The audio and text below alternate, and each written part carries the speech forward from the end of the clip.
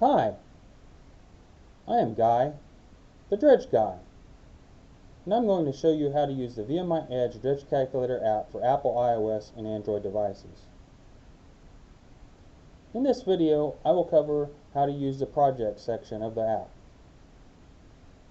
The Projects section is only included in a paid version of the app. I will start by selecting Projects from the home screen. The first step is to select New Project by clicking on New Project in the top right corner. You will then need to enter the name of your project. I will enter Example 1 for this demonstration.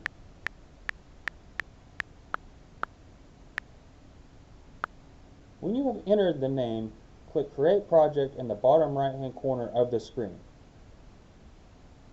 The first variable you will enter is the digging depth. I will enter 15 for this example. Next is the material settling velocity factor. You may manually enter the number, or you may click on the question mark to choose from the table.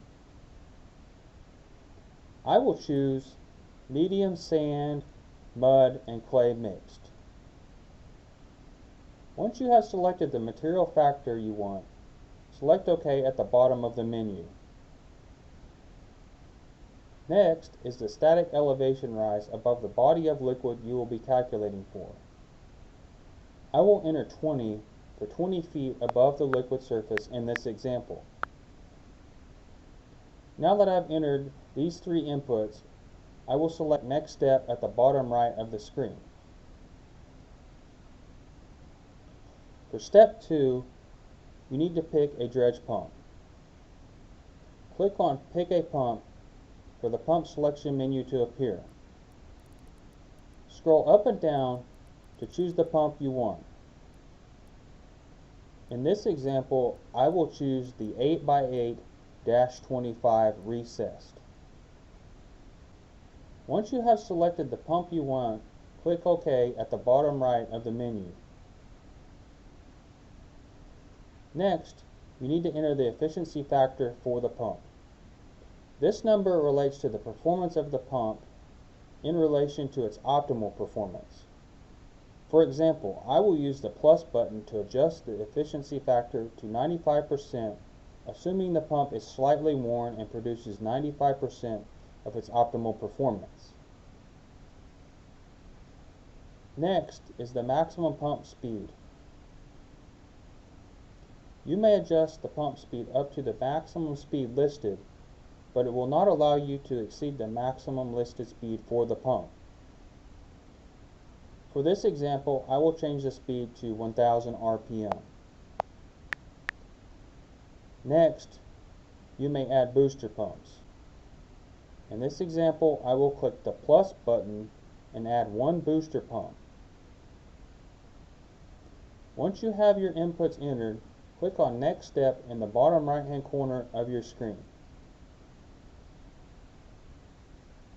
For Step 3, you first need to enter the specific gravity of the dry solids. You may click on the question mark to view a reference table listing approximate specific gravities for different materials. Click on Return at the bottom to return back to your project. I will enter 1.75 for the specific gravity in this example. Next, you need to enter the viscosity in centipoise of the slurry you expect to be pumping. You may click the question mark to view a reference table providing ranges of viscosities for different materials. Click on Return at the bottom to return back to your project. I will enter 30 for the viscosity for this example. Last, enter the target concentration of percent solids you expect to dredge. In this example, I will use the plus button to change the target concentration to 20%. Once you have your three inputs entered, click on Next Step in the bottom right hand corner of your screen. For the fourth step, you need to select the information for your dredge suction pipe. You need to click on Pick Pipe in the blue box below the inputs. The screen will then change to show 3 drop-downs to select your pipe.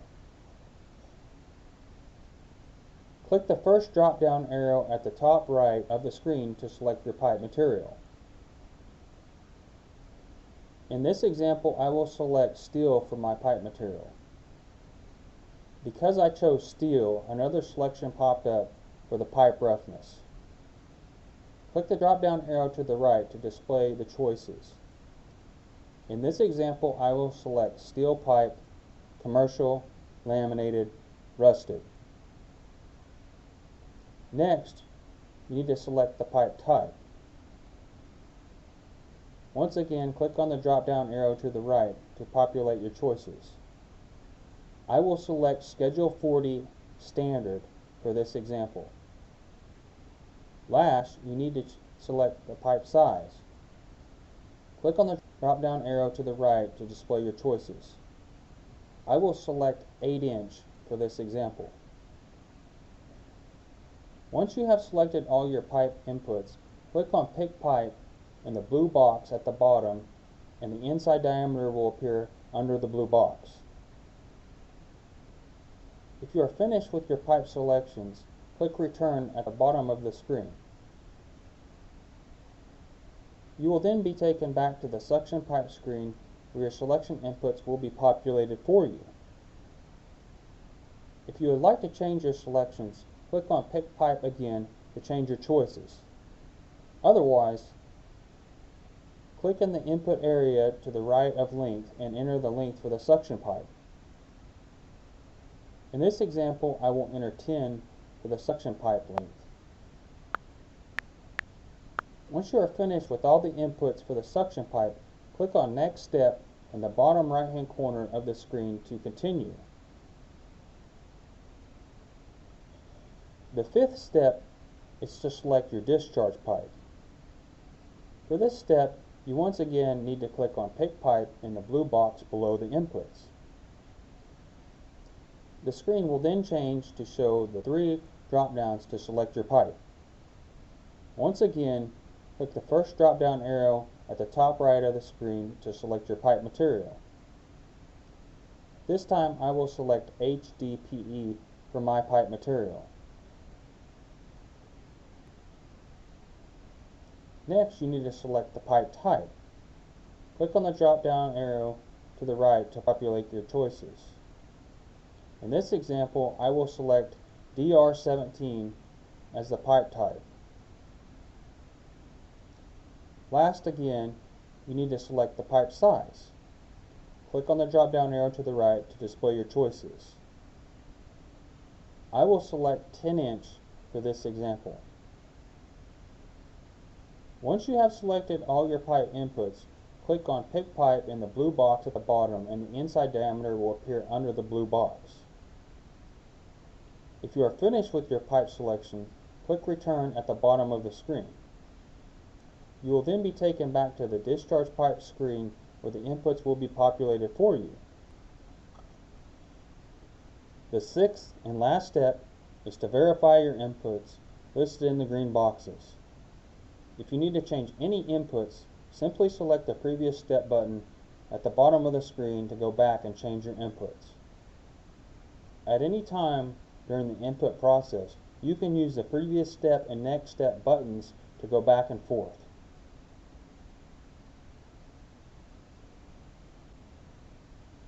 If you are happy with all your inputs, simply select Calculate Results at the bottom right of the screen and your results will be produced. You will see in the results that the specific gravity of the slurry mixture, the limited pipeline settling velocity, the maximum pipeline length, and the production at the maximum pipeline length are populated in the red boxes under your input variables.